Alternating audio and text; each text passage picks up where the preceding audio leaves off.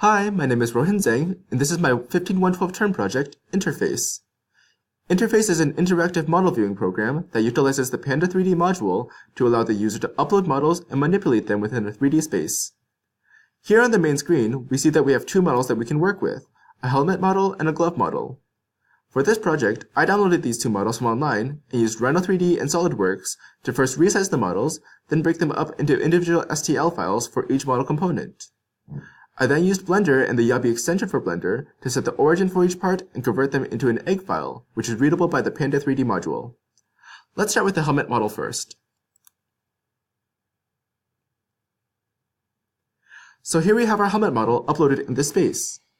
As you can see, I can freely move the camera around the model, zooming in and zooming out as well, in order to change my view of the model. Now let's start looking at some of these individual pieces.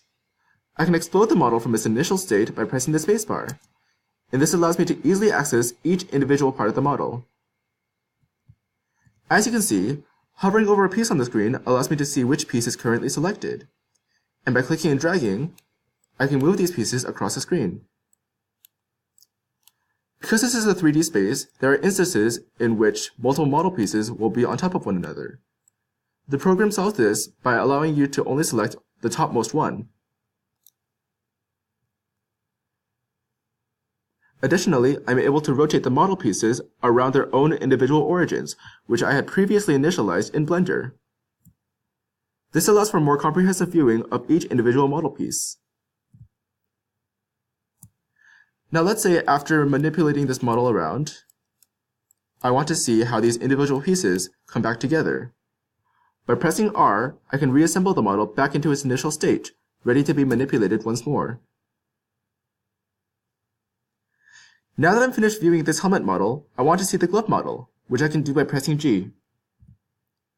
Here, the glove model can be manipulated with all the same actions as the helmet model. As you can see, I can explode it, I can move the model parts around,